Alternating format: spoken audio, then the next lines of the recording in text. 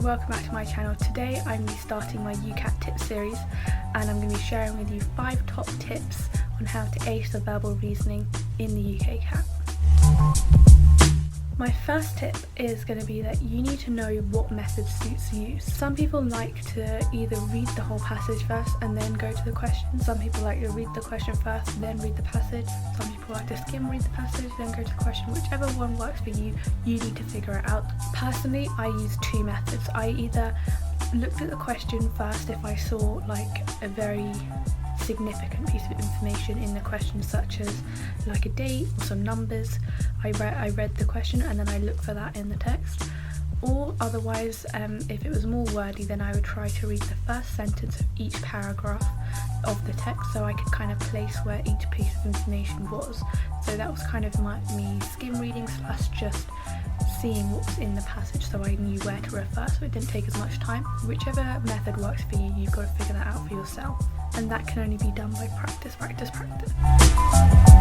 second tip for VR is do not be afraid to use the can't tell button. It's normally in there to trick you, but if you've been searching for more than 20 to 30 seconds and you can't find the piece of information, chances are that it's probably not going to be there. So just hit the can't tell button, flag it if you really are unsure, and you can come back to it, because the important thing about VR is that you've got to stay on track with time. If you lose time, you're just going to panic and it's not going to go well. My third tip for VR is going to be when you read the question and you're looking for a piece of information in the text and you find it, don't just read that sentence and quickly answer it. Remember to read around it, because often you get contradictions in the text. Remember to look for that piece of information elsewhere in the text as well, so you don't fall in the trap. So do this on purpose just to catch you out. So I know it might take a bit longer, but if you just bear in mind that it's a piece of information that can be contradicted easily, then look for it in the text.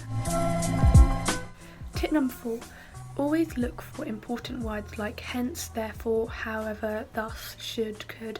These are all words that are going to be leading to conclusions.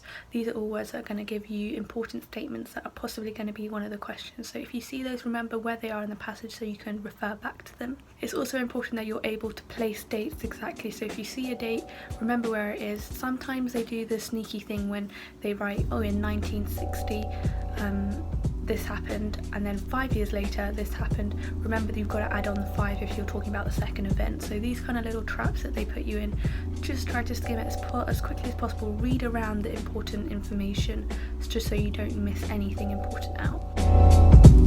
Finally, tip number 5 is going to sound a little bit odd, but when you do online practice, make sure you zoom in, so the text is larger, because when I got into the real thing, I used Medify a lot to practice, and on Medify the text is kind of small so it all fits on one page, so I can just skim it and I knew exactly where it was.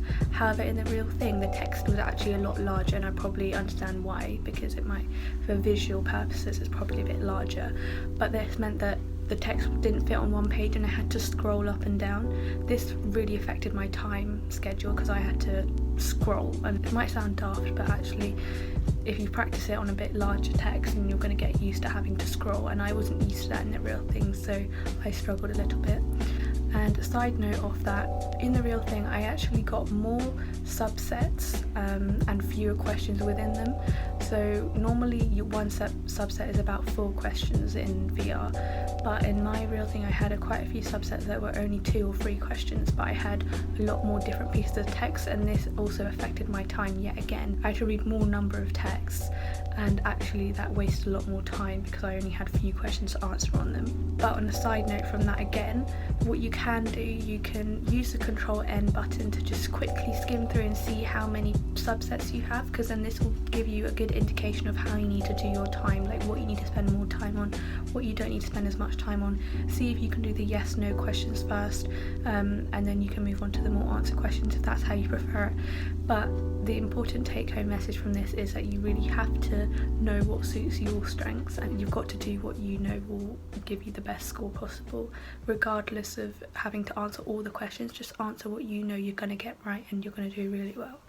So guys, that's the end of the VR tips. Don't forget to check the description for other videos in the series. If you found that super useful, don't forget to drop a like, subscribe and comment any questions that you have, and we'll get back to you.